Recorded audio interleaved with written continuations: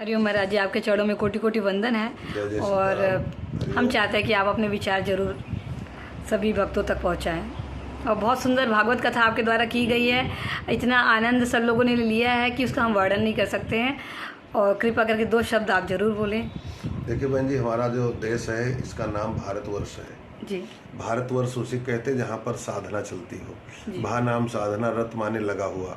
जहाँ के लोग साधना में लगे रहते हैं उसी भूमि का नाम भारत है पड़ा। इसीलिए इसका वेदों वर्णन भी आया। उत्तरंग समुद्रस्य हिमाद्रस्य दक्षिणम वर्ष तद भारतम नाम भारतीय संस्कृति। यहाँ के लोग साधना में लगे हैं, इसलिए हमारी संस्कृति सनातन संस्कृति है। सनातन का तात्पर्य हुआ, सना माने मिक्सचर, तन माने शरीर। जिस साधना में हमारा तन सम्मिलित है, लगा हुआ है, हम लोग एक दूसरे के सुख पहुंचाने के लिए, समाज के सुख पहुंचाने के लिए, प्रत्येक जीव प्राणी परमात्मा का वास मानकर सबको सुख पहुंचाने की कामना जहाँ से शुरू होती है, उसी का नाम सनातन है। जी। अब षड्यंत्रकारियों के द्वारा सनातन को बदनाम करने की तरह तरह के षड्यंत्र चलाए जाते हैं। आपने देखा होगा, हिंदी फिल्में बनी, एक दशक इस तरह का चला जिसमें जानबूझकर हिंदू पुजारियों को, मंदिर के सेवकों को, महंतों को, कथा व्यासों को बदनाम करने की नीयत से फिल्मों में अनेक तरह के जो कैरेक्टर दिखाए जाते हैं वो ऐसे दिखाए गए कि ये पंडित जी चोर थे, बेईमान थे, इन्होंने मूर्ति चुराई, ये किया वो किया, और फिर पीटे गए, गांव की जनता ने उनको मारा पीटा। ये क्या है? ये केवल हमारे सनातन को बदनाम करने का षड्यंत्र है। बाकी अन्य पंथों के लोग, धर्म तो केवल सनातन है, बाकी जितने सब पंथ हैं धर्म कोई है ही नहीं। धर्म केवल एक है, वो सत्य सनातन वैदिक धर्म है। क्योंकि इसी वैदिक धर्म से सारे संसार का विकास हुआ, सभी प्रकट हुए, फिर पंथ खुले। इस्लाम पंथ खुला, उसी में ईसाई पंथ खुला, उसी में जैन आए, बौद्ध आए, पारसी आए, यहूदी आए, ये सब आते गए और अपनी अपनी बात चलाते गए। तो ये हमारा सनातन कहता है, हम सुखी तुम भी सुखी, हम भी खाएं तुम भी खाओ, हम भी भगवान सेवा करें तुम भी सेवा करो। इस्लाम खड़ा हुआ, सनातन ने कहा कोई बात नहीं, तुम भी अच्छे हम भी अच्छे।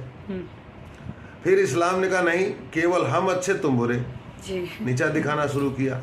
ईसाई आया, उसने कहा नहीं, मेरा श्रेष्ठ पंथ है, बाकी सब तुच्छ हैं। तो अब टकराहट प्रारंभ हो गई। सनातन के लोग हर व्यक्ति में भगवान का वास मानकर श्रद्धा पूर्वक, नमन पूर्वक उसका वंदन करते हैं। लेकिन अन्य पंथों के लोग कहते हैं कि हमारे अल्लाह ने, हमारे गॉड ने कहा है कि जो इसको न माने उसको काट दो। ये कहाँ की संस्कृति है? तो हमारी संस्कृति सबको लेके चलने की है, विश्वधैव वसुधैव कुटुम्बकम की है, और बाकी सबकी जो है अपनी अपनी निजी है। ये मेरा मत है, मेरा मत है। हमारे सनातन में भगवान साक्षात नारायण आकर पुत्र के रूप में जन्म लेते हैं। कभी राम बने, कभी कृष्ण बने, कभी हिरण्यकश्यप बने। इस प्रकार से भगवान के 24 अवतारों कथा आप लोगों ने भागवत में सुनी।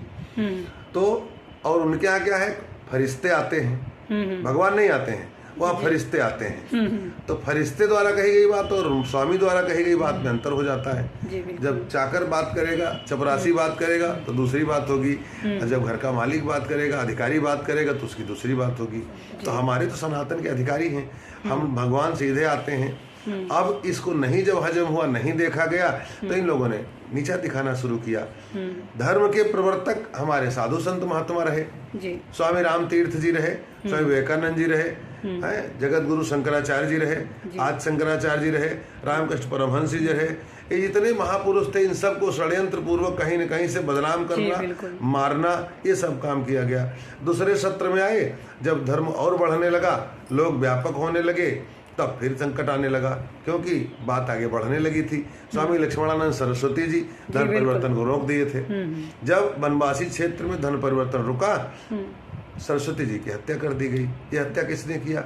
इन्हीं मिशनरियों ने, इन्हीं षड्यंत्रकारियों ने किया। फिर उसी समय समकालीन पूज्य संत आसाराम बापू खड़े हुए थे। ये बौद्धिक प्रतियोगिता लेकर के बच्चों में गए, समस्त बच्चों में भारतीयता का ज्ञान जगाने लगे। बड़ा समाज जुड़ गया। लगने लगा उस समय की सरकार को, मिशनरियों को, कि अब हमारा खाता बंद हो जाएगा। बापूजी को षड्यंत्र पूर्वक जेल में डाल दिया गया। उनकी, लक्ष्मणानंद की शरीर से हत्या की गई, बापूजी की सामाजिक हत्या की गई।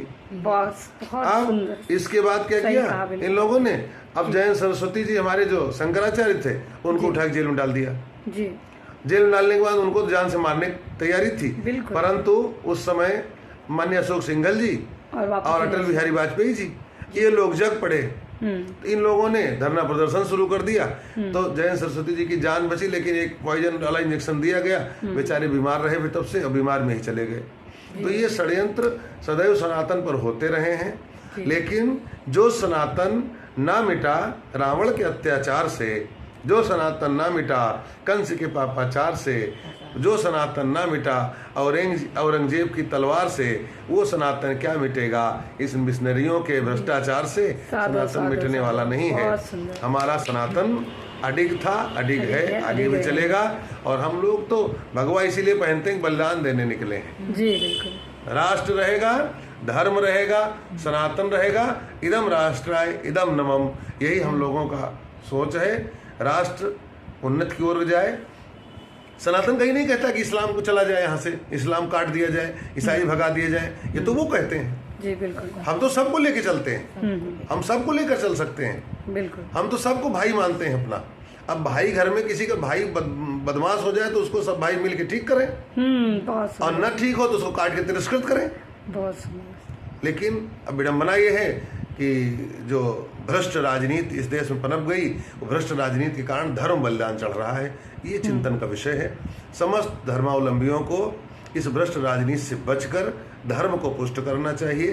राज्य की नीति धर्म की हो, राष्ट्र धर्म, और दूसरा मेरा मानना है कि राष्ट्र धर्म तो है ही है, हर राष्ट्र का अपना अपना धर्म है। हमारे यहाँ धर्म का राष्ट्र हो, धर्म प्रमुख हो। हमारी लोकसभा में संविधान पीठ पर लिखा हुआ था, धर्म चक्र प्रवर्तनाय, धर्म चक्र चलना चाहिए। धर्म चक्र राष्ट्र में चलेगा, राष्ट्र के लोग सुखी होंगे।